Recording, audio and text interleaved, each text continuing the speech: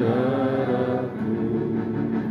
Di sanalah aku berdiri, jadi pandu ibuku.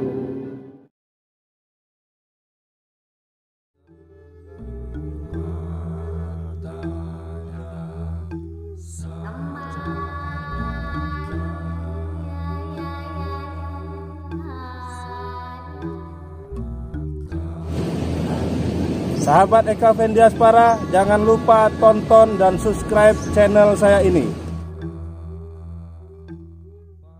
Assalamualaikum warahmatullahi wabarakatuh, sobat channel EKVN Diaspora. Selamat jumpa lagi di channel EKVN Diaspora. Semoga kita selalu sehat walafiat dan banyak rezekinya. Hari ini saya akan pertemuan di Wisma Sindalapai, Liwa, Lampung Barat, diundang dari pihak Dinas Pariwisata Lampung Barat mewakili Homestay Piknik Liwa untuk membuat kepengurusan PHRI, Perhimpunan Hotel dan Resto Indonesia. Oke teman-teman,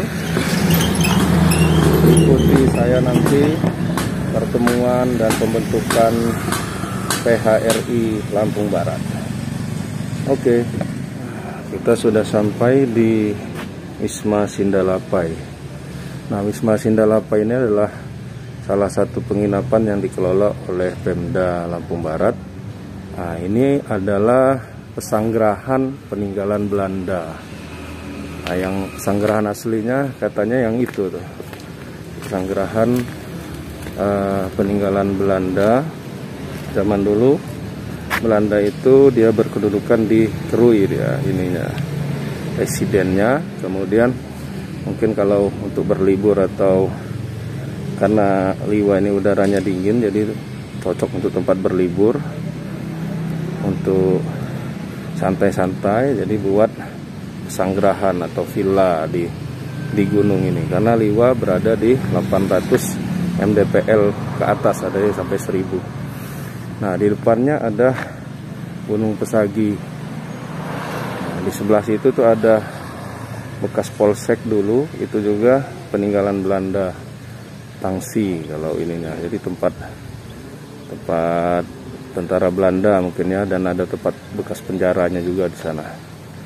Nah, ini pesanggerahan zaman Belanda. Kita akan mengikuti acara ini beserta Perhimpunan Hotel Resto Indonesia Kabupaten Lampung Barat. Oke. Nah, ini acara pembentukan Himpunan Hotel Perhimpunan Hotel Resto Indonesia Kabupaten Lampung Barat. Beberapa pesertanya. Kepala Dinas Lampung Barat. Waalaikumsalam warahmatullahi wabarakatuh. Tabiur. Yang terhormat Kepala Dinas Kepemudaan Olahraga dan Pariwisata Kabupaten Lampung Barat. Yang kami hormati narasumber dari PHRI Provinsi Lampung. Yang kami hormati Kabid, peserta dan hadirin yang berbahagia. Alhamdulillah kita semua masih diberi nikmat sehat sehingga dapat berkumpul di sini dalam acara pembukaan pembentukan Perhimpunan Hotel dan Restoran Indonesia PHRI Kabupaten Lampung Barat.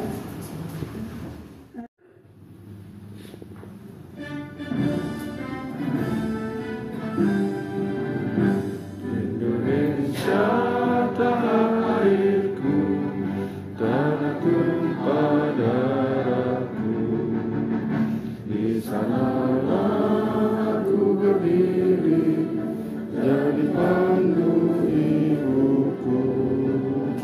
Indonesia kebangsaanku, bangsa dan tanah airku. Marilah kita berseru, Indonesia bersatu. Hiduplah tanahku, hiduplah negeriku, bangsaku, rakyatku semua.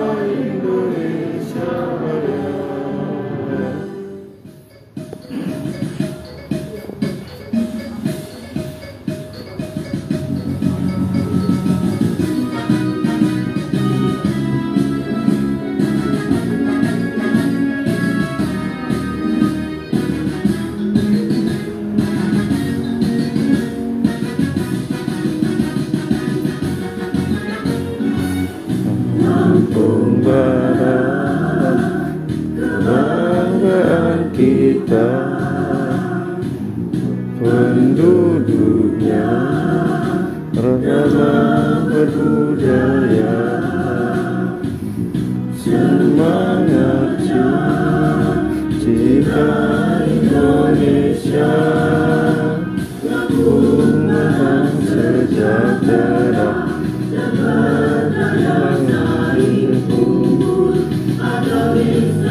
demokrasi, berjiwa Pancasila, rumah kopi, wisatanya indah permai, sayuran persalinan seminggu, dan irama melihat. Mari kita tingkatkan layanan pemerintahan baru dan teratur, tanpa pasti bersatu padu, berbineka kembali, damai sehat sejahtera, Lampung Barat maju. Mari kita tingkatkan kualitas kehidupan harmoni, baik dan menjaga alam lestari.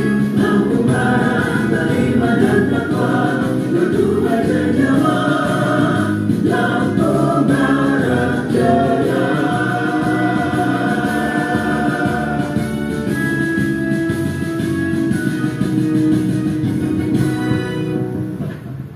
Hadirin dipersilakan duduk kembali. Kami semua, ya Allah, ya Tuhan kami, izinkanlah kami memohon, jadikanlah acara pembentukan Perhimpunan Hotel Restoran Indonesia Kabupaten Lampung Barat sebagai penyegar, pembangkit, dan penggugah semangat kami dalam meningkatkan kualitas tugas dan kewajiban kami. Ya Hayyu ya Qayyum, ya Hayyu ya Qayyum, ya Hayyu ya Qayyum, birahmatika nastaghith, wa aslih li sya'ni kullahu wa la takilni ila nafsi tarfata 'aini abada. Rabbana dzalamna anfusana wa illam taghfir lana wa tarhamna lanakunanna minal khasirin. Ya Allah, wahai Zat yang Maha Pengampun, tak sedikit pun kami bebas dari kesalahan dan dosa, baik disengaja atau tidak.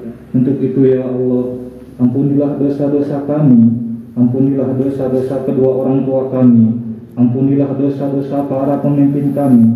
Rabbana atina fid dunya hasanah wa fil akhirati hasanah wa qina adzabannar. Subhana rabbika rabbil izzati amma yasifun, wassalamun alal mursalin, walhamdulillahi rabbil alamin.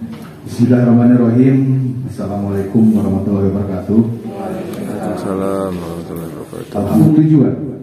Tujuan dilaksanakan penyelenggaraan kegiatan pembentukan Persatuan Hotel Restoran Kabupaten Lampung Barat bertujuan untuk tujuan umum, yaitu satu, memelihara dan mengembangkan badan usaha yang bergerak di bidang jasa perhotelan, usaha jasa, makanan, dan lembaga pendidikan pariwisata. Yang kedua, turut serta mengembangkan potensi kewirausahaan secara serasi, selaras, dan seimbang antara masyarakat, pemerintah, dan swasta. Yang ketiga, menggalang kerjasama dan solidaritas antara sesama anggota dan seluruh unsur yang terlibat dalam pariwisata. Yang keempat, yaitu membantu mempromosikan daya tarik wisata Lampung Barat berikut fasilitas pendukungnya. Dan yang kelima, sebagai motivasi bagi dunia usaha pariwisataan yang ada di Lampung. Assalamualaikum warahmatullahi wabarakatuh. Waalaikumsalam warahmatullahi wabarakatuh. Kami pun yang terhormat Bapak Ketua PHRI Provinsi Lampung, dan dalam hal ini diwakili oleh Bapak Didi dan juga Bapak Muklis selaku Sekretaris dan Wakil Ketua Bidang Organisasi. Yang saya hormati Kepala Bidang Pemasaran beserta seluruh jajaran staf Sporapa. Yang saya cintai, saya banggakan teman-teman pengusaha hotel, restoran yang berkesempatan hadir pada siang hari ini.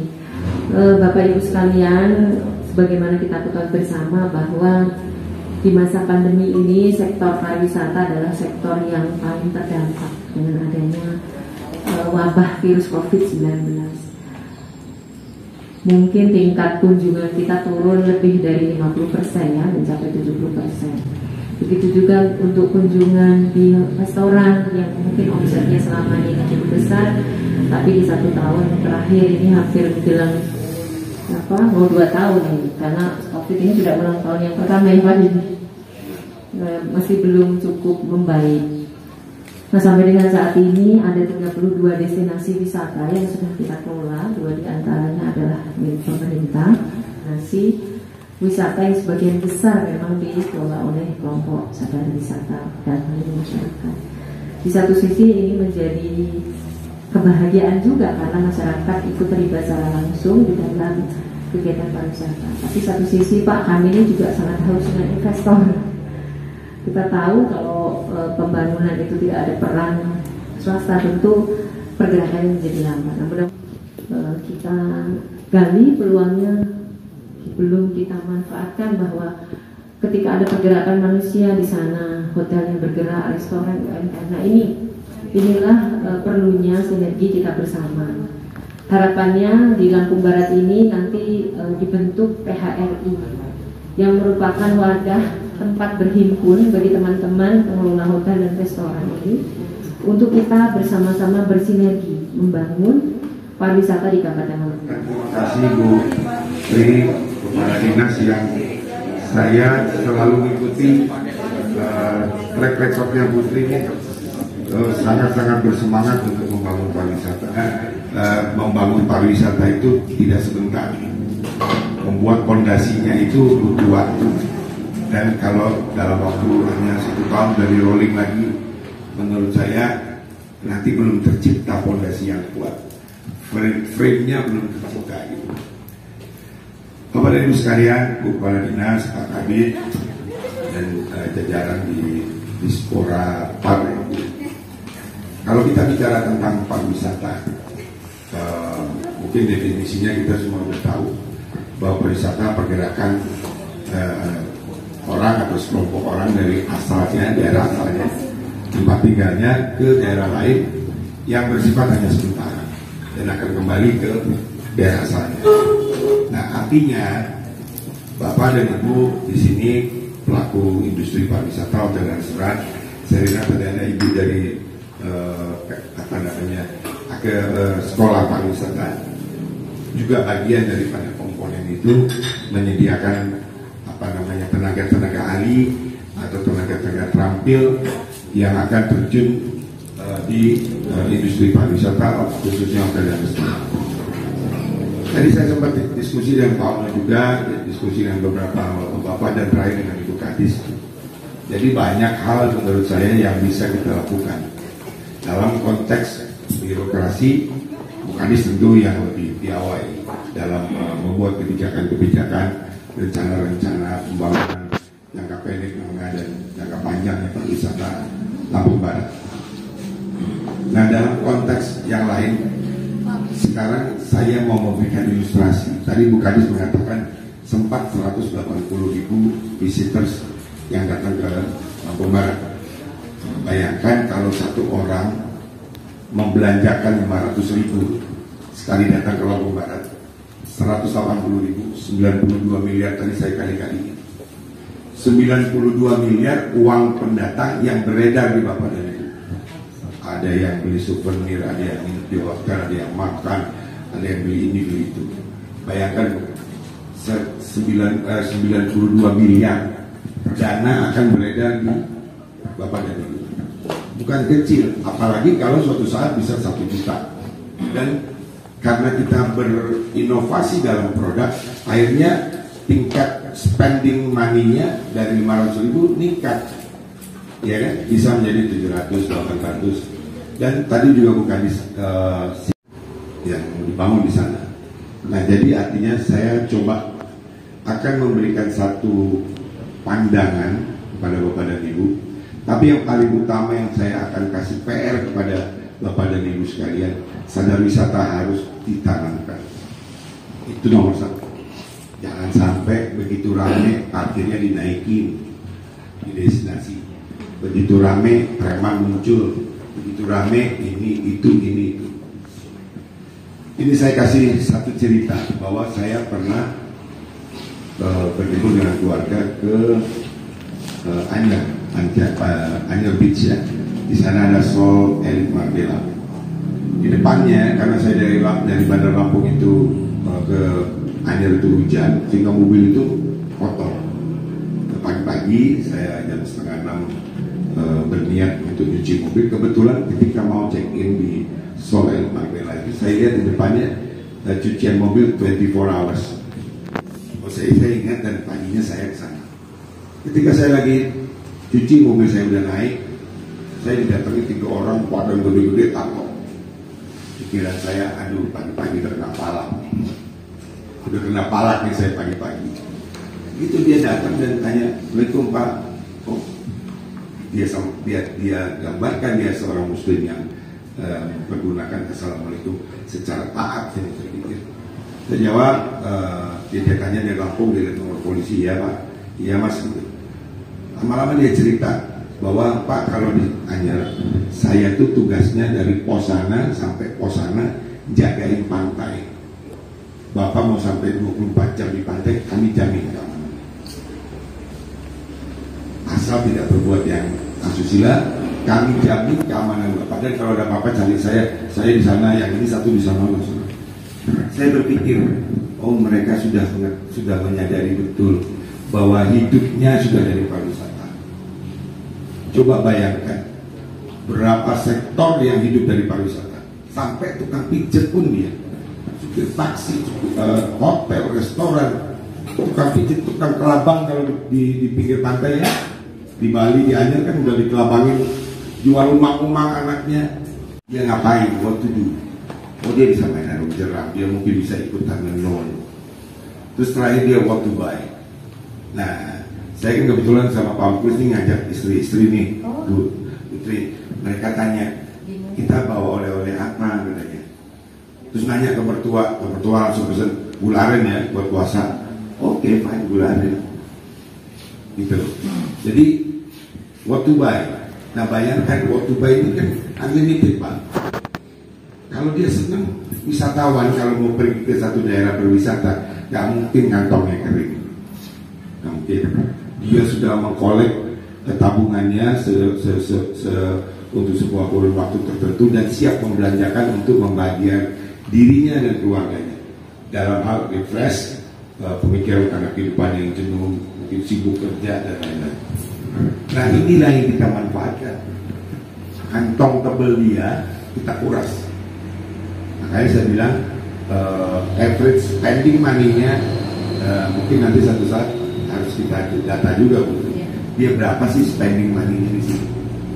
Nah kalau saya sementara mengatakan oke lah 500 ribu kali 180 itu 92 miliar dibagi ke Pak Yono, dibagi ke Bapak, dibagi semua, ya kan? Si Ibu sebagai di dunia pendidikan menciptakan tenaga kerja andal untuk bekerja di industri yang akhirnya mempunyai kontribusi juga. Tidak ada yang nggak punya kontribusi di sini. Nah, kalau daerahnya aman, nyaman, orang pasti datang. Tapi kalau udah terkenal, saya kadang-kadang kalau ngelihat TV, news TV ya, hanya menonjolkan di Lampung begal. Jadi ketika orang mau ke Lampung harus begal. Ya, menyoroti jalan jelek. Saya pernah ditanya loh teman-teman, saya mesti bawa ban serep berapa kalau ke Lampung? Itu kurang aja. Dia nggak tahu dari sedemikian majunya kita di Lampung. Ya, saya dari Bandar Lampung ke sini nggak nemu jalan jelek. Ini satu modal. Dan dengan tol saya cuma mempersingkat 1 jam. Saya tadi malam Bandar Lampung Kota Bumi 1 jam. Yang tadinya saya 2,5 jam, sekarang hanya 1 jam. Tadi malam dari Kota Bumi ke sini hanya 2 jam lebih dikit. Jadi artinya dan tidak ada infrastruktur jalan yang rusak yang berarti ya, lubang-lubang sedikit fine lah. Artinya itu modal buat Lampung Barat. Modal besar buat Lampung Barat. Infrastruktur itu modal terkuat daripada sebuah pariwisata, industri pariwisata. Contoh, ketika pandemi, semua hotel di semua provinsi, kita nggak bicara dunia, bicara Indonesia aja rontok. dan terpuruk, berdarah-darah kalau saya bilang. Istilahnya, saya mengistilahkannya berdarah-darah. Sampai tutup, sampai ditutup kita bulan Maret, April, Mei, tutup, stop operation. Hanya security, hanya gardener, outsourcing pula yang tetap ada di properti di hotel. Nah, dan ternyata dengan infrastruktur yang bagus, ada tol sekarang, ya kan? Kemudian overland transportation antara Merak Bakauheni, ada express terminal, express ferry, dan itu dalam situasi normal hanya 1 jam bom, 1 jam kita udah turun. Itu ternyata membangkitkan ketertarikan orang untuk visit di Lampung. Nah, sehingga hasil data PHRI untuk hotel di Provinsi Lampung, average ya, saya nggak bicara regional, tapi average khususnya hotel bintang dan non bintang itu 56,15 hotel bintang. Semester kedua tahun 2020 ketika kita sudah tahu. Kok bisa? Ya orang datang dengan memanfaatkan infrastruktur tadi. Orang Palembang tidak punya laut, dia tidak pacar jingok Banyu Belago. Orang Palembang Banyu Belago, Pak. Itulah yang mendominasi weekendnya Bandar Lampung. Nah, saya dengar tol Palembang Bengkulu sekarang on progress. Nanti lewatnya di sekitar Danau Ranau. Itu lewat. Akan melintas di sekitar Danau Ranau. Itu kan nanti opportunity, Pak. Tinggal belokin 20 km, 30 km, nyampe di Lampung Barat. Ya, tentu saya pikir Pak Bupati dan jajaran di sini pasti akan memikirkan itu. Ya, akan memanfaatkan perlintasan tol dengan membuka pintu khusus di luar. 2 atau 3 pintu khusus masuk ke Lampung Barat. Saya yakin Pak Bupati sudah memikirkan itu untuk jangka panjang. Nah, sekarang sudah sampai di kalau masalah Tanjung Ngening ya. Iya. Sekitar itu ya. Nah, itu akan jarak tempuh Palembang Bengkulu akan punya jarak tempuh hanya 4 jam. Ini opportunity lagi buat kita. Lampung Barat curi nanti. Saya juga tadi bicara bukan sudah koordinasi dengan pesisir barat juga katanya. 8 hari di sana curi, 2 hari tarik ke Lampung Barat. Tetapi kalau bicara potensi objeknya Lampung Barat jauh lebih banyak daripada pesisir barat. Cuman dia lebih kepada pasar overseas, artinya pasar dunia, wisatawan asing. Kita fokus dulu aja ke domestik, lokal. Jadi saya usul gitu kan. Jadi sekian banyak tadi destinasi, fokus saja 10. Kalau usah banyak dulu. 10 sudah bisa membuat orang 2 atau 3 hari stay. Kita bikin 10 variasi, ada kuliner, ada budaya, ada objek. Nah, 10 fokus, walau bukan saya mengatakan 10 yang lainnya diabaikan, enggak. Tapi maksudnya fokus. Sama lah seperti pemerintah pusat. Bali dan super prioritas 10 Bali baru. Jadi Bali dan 10 Bali baru, ada Lombok, ada Toraja, ada Danau Toba dan lain-lain. Nah, begitu juga dengan kita coba turunkan itu ke Lampung Barat, fokus saja 10. 10 itu sudah bisa membuat orang length of stay menjadi 3 malam. Sementara inap itu, sambil semuanya bergerak, hotelnya bergerak, ya kan? Kalau misalnya saya tanya sama teman saya Om Miskun yang atlet tadi, berapa banyak sih orang akan datang ketika kejurnas satu seri kejurnas ya? Oh banyak, mungkin bisa 1000-an kali. Atlet, official, penonton segala macam bisa 1000 sampai 2000 orang menonton seri kejurnas perahu naga itu. Bayangin, 1000 orang akan makan, 1000 orang akan minat, 1000 orang akan perlu segala macam. Siapa yang menikmati? Seluruh sektor. Jadi Bapak dan Ibu jangan merasa kecil. Saya cuma baru makan sowan. Pesan saya mau pesan nasi goreng, mau pesan ini, nanti Gojek langganan sudah siap nganterin. Itu kita artinya berinovasi agar kita survive dari kondisi ini. Hanya cukup survive dulu. Nanti kalau bicara increase, mengembangkan lagi bisnis berapa ribu, nanti ketika 180 juta penduduk sudah vaksin, ya kan, mudah-mudahan dia akan menurun dan kita akan kembali memiliki tatanan kehidupan kita hari-hari dan tatanan kehidupan ekonomi di Republik ini. Jadi nggak bisa kita lakukan apa-apa.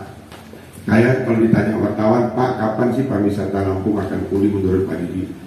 Saya pikir setelah 180 juta akan divaksin dulu. Virus ini kalau kelihatan kayak dia macan menggigit kita enak, tinggal kita lawan atau kita lari. Sekarang gimana? Dia nggak kelihatan masalahnya. Tiba-tiba kita udah sesak napas, tiba-tiba kita udah ini, ya kan? Jadi kita nggak bisa, kita can do nothing. Kita cuma bisa menjaga diri kita, imun, bla bla bla, pakai masker, disiplin, dan itu aja kita bisa lakukan. Saya punya teman, ketika orang suspek, obatnya pun ya umum-umum aja sebenarnya. Pemerintah juga, kalau saya coba ikuti, ya memang strategi pemerintah dalam memerangi vaksin adalah memerangi COVID adalah vaksin. Makanya dipercepat pengadaan vaksin dan akhirnya digratiskan. Supaya apa? 180 juta targetnya cepat dalam tahun ini dan kita akan kembali kepada tatanan kehidupan kita hari-hari yang sebelum ada COVID. Nah, dengan demikian pariwisata juga akan segera cepat pulih. Karena gini, pariwisata terdampak dan pariwisata paling lambat nantinya akan pulih. Kenapa? Orang bepergian dari satu tempat ke tempat yang lain, itu definisinya pariwisata. Tapi akhirnya sekarang dibatasi, kita pergi ke Bali harus PCR test. Yang tadinya mau pergi ke Bali nggak jadi, ya. Mau pergi 7 orang kali PCR 900, udah 6.300.000 PCR doang. Akhirnya diurungkan, pindah tempat lain yang nggak mengharuskan PCR. Artinya batasan-batasan selama COVID itu mengurangi orang bepergian. Memang itu tujuannya. Karena orang bepergian ini kan bisa ada potensi menularkan dan ditularkan. Nah, itu dibatasi oleh pemerintah dengan segala macam regulasi yang diciptakan untuk bagaimana menekan penularan. Nah, akhirnya pariwisata nanti akan terdampak sektor yang paling lambat dalam pulih. Pariwisata ya, saya tidak mengatakan hotel dan restoran, tapi pariwisata. Di satu komponen ada destinasi dan segala macam. Nah, jadi Bapak dan Ibu sekalian, nanti saya akan masuk ke tentang PHRI, tapi saya akan gambarkan dulu kepada Bapak dan Ibu sekalian bahwa sadar wisata itu nomor 1, bagaimana membuat orang keep and coming back, Pak. Jangan sekali datang udah pergi. Pak Sandiaga Uno sampaikan kepada Menteri Kesehatan, minta seluruh frontliner hotel dan restoran yang ada di Indonesia divaksin mendapat prioritas di tahap kedua. Nah, kami lagi nunggu nih jadwal, mungkin minggu ini atau minggu depan saya divaksin. Karena apa? Kita frontliner, ketemu dengan tamu yang entah berantah dari mana, apa dia suspek atau bukan, OTG atau bukan, kita kan nggak tahu. Tapi kita protek dulu diri kita divaksin, mendapat priority. Daripada kita dapatnya Desember, ternyata kita dapat di Maret. Alhamdulillah, Pak Menteri, Pak Presiden menyetujui usulan dari Pak Sandiaga Uno, Menteri Parekraf untuk frontliner, karyawan dan karyawati hotel dan restoran termasuk jajaran owner, top level manajemen divaksin. 95.000 sekian yang daftar dan itu akan divaksin dan sudah dimulai di Bandung, sudah duluan. Semua kita nama-nama susunan pengurus akan segera kita SK-kan dan kita serahkan kembali kepada pengurus DPC dan untuk berkoordinasi dengan pemerintah setempat, artinya dalam ini Lampung Barat, meminta jadwal Putri dan Pak Bupati kalau bisa dilantikin depan Pak Bupati. Karena kalau Pak Bupati lihat Putri ada juga di situ dan jajaran, pasti atensinya Pak Bupati juga akan jauh lebih besar. Nah, nanti kalau sudah PHRI-nya ada, tugas utamanya PHRI Lampung Barat adalah membuat industrinya standar. Nah, kayak Pak Yono tadi saya ledekin, Pak Ono nggak boleh lagi tulis losmen, nggak ada dalam kategori di Indonesia. Itu sudah perpu peraturan pemerintah pusat bahwa kategori akomodasi itu hanya hotel non bintang dan hotel bintang. Nggak ada lagi Bu. Jadi kalau hotel pelatihnya jadi satu non bintang. Jadi mau pelatih 1, 2, 3 dulu kan ada ya, sekarang nggak ada, jadi non bintang aja. Nah, kalau bintangnya tetap 1, 2, 3, 4, 5. Nah, restoran ini belum putus Bu. Kalau dulu ada rencana, ada apa ya, sekarang belum putus nih, belum selesai nih pembentukannya. Katanya mau ada revisi Undang-Undang 10 tahun 2009 tentang kategori restoran. Nah, ini belum putus di DPR-nya. Nah, itu jadi apa yang saya bilang standarisasi itu. Sekarang saya mau tanya tadi saya ngobrol-ngobrol sedikit aja. Oh, Pak Ono tahu nggak kalau prosentase cost amenities itu harus berapa? Standar itu harus ada standarnya. Di dunia hotel Putri itu harus 12%. Jadi tamu membayar satu malam menginap di tempat kita, itu dia berhak mendapatkan amenities 12% dalam bentuk apapun. Handuk yang bersih, ya kan, sikat gigi 2 pasang, berikut odol, sabun, sampo, ya kan? Dia dapat air mineral, dia dapat apa lagi lah, permen, whatever lah. Pokoknya dihabiskan 12%. Jangan kita ambil 12%-nya di aplikasi cuma 5-7%-nya ditambah keuntungan kita, jangan. Karena apa? Karena itulah standarnya. Nah, kemudian kalau soal breakdown breakfast-nya mau berapa dan airnya berapa macam, itu depend on. Misalnya saya harga kamar 300, saya mau kasih breakdown breakfast-nya 10.000. Kalau saya dapatnya cuma 1 main course, 1 nasi goreng aja. Nah, Bapak mau jadiin 2, ya naikin breakdown breakfast-nya, cost breakdown-nya naikin jadi 12-13 ribu, tapi Bapak kasih servis. Bisa mie goreng dan nasi goreng, bubur dan nasi goreng, bubur dan mie goreng. Yang membuat akhirnya main course jadi 2, karbohidratnya jadi 2. Pak Ono cerita, tadi saya sediain 2, fine, bagus. Jadi artinya 12.000 manfaatkan untuk menyenangkan hati tamu kita. Jangan diambil lagi. Jangan diambil lagi sebagai keuntungan kita lagi. Dia berhak dapatkan itu. Gitu. Artinya itu services dari kita.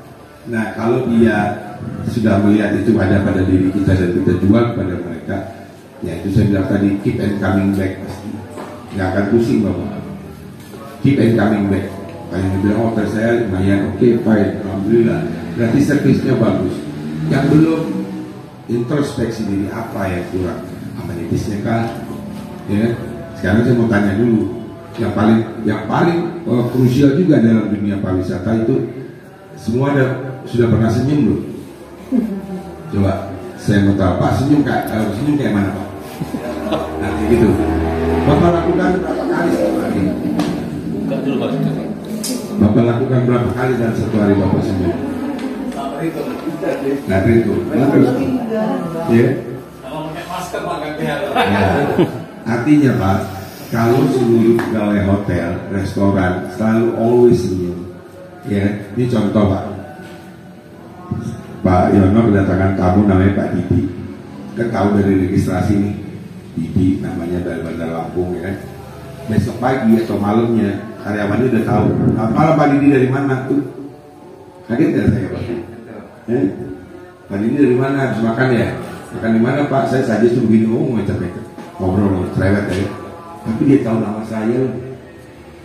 Kalau memakai teknologi, seluruh komponen di setiap outlet, begitu Pak Didi telepon ke restoran, Pak Didi telepon tulisannya, ya Pak Didi yang bisa dibantu, enggak saya Pak. Nama saya di manage, bukan dikenal ya, di manage. Nggak ada Pak orang Eropa selama orang Asia. Kalau Asia tuh menurut saya ramah. Eropa tuh terlalu pede dengan dirinya. Nggak ada dia Pak, mau hotelnya Ibis segala macam biasa aja. Dia gitu kita cek dia cuma dia menulis terus. Coba deh kita, sorry Pak, greetings kita ada kan? Selamat datang Pak di Lampung Barat, di luar, Bapak dari mana? Bisa lihat KTP-nya. berapa hari Bapak rencana sini dengan siapa Pak? Dengan keluarga, mau kemana? Kritik lah. Eropa nggak ada. Itu kelebihannya Asia, itu kelebihannya Indonesia. Jadi kalau bicara Indonesia, itu part of wonderful Indonesia. Jadi memperkenalkan nama lengkap saya Siono Pak. Cuman di sini biasa orang dipanggil Ono karena saya punya hotel Ono. Bapak dan Ibu guru, teman-teman sekalian di sini, saya sebenarnya semangat sekali dikumpulkan semua pengusaha pariwisata, hotel dan restoran. Bukan apa Pak, bukan saya ingin mendapatkan uang kata Bapak tadi, saya enggak. Betul.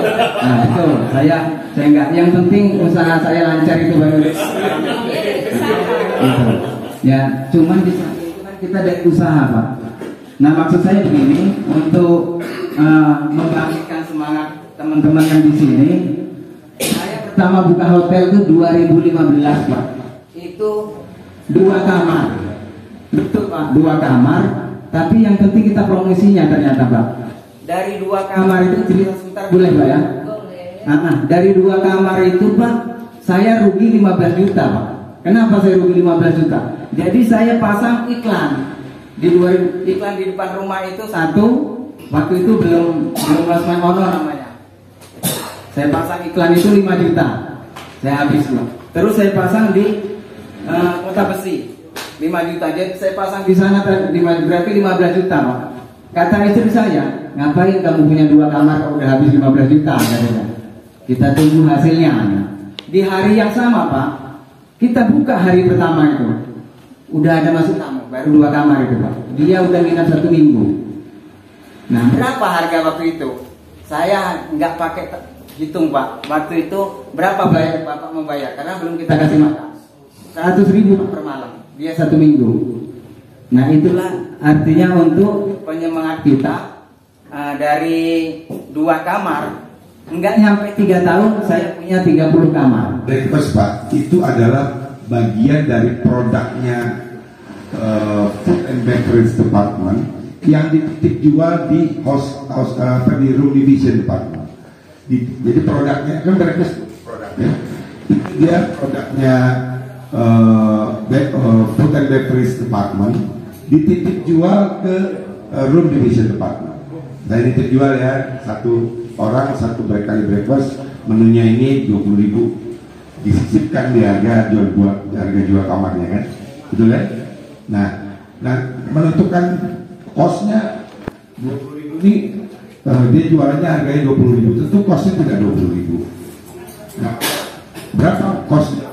Itu standar hotel 32 sampai 33%, beverage 25%. Jadi Bapak beli dari supplier 500, ya jualnya berarti harus 2.000 karena kosnya 25%.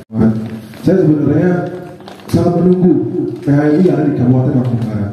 Karena yang pertama, dibentuknya organisasi Hotel Restoran Indonesia ini sangat membawa peluang bagus untuk kita, apalagi para pengusaha hotel dan restoran. Oh ya, saya lupa, ini sekalian saya sampaikan. Jadi yang menjadi anggota PHRI itu nanti bukan Pak Wahyu, Mas Wahyu, bukan Pak siapa, Emiadi, bukan Pak Yono, bukan. Yang menjadi anggotanya industri Bapak. Jadi yang salah persepsi ya. Yang menjadi anggota itu bukan Pak Yono atau Pak Emiadi atau Pak Wahyu, bukan. Jadi Hotel Ono, Hotel Arma Makan Armada, apa yang jadi anggota. Bapak-bapak representasi daripada industrinya, itu maksudnya, dan duduk di kepengurusan. Artinya kalau industrinya jadi anggota, ya wajib lah kita sadar diri lah. Ya, tadi saya bilang standarisasi menjawab juga.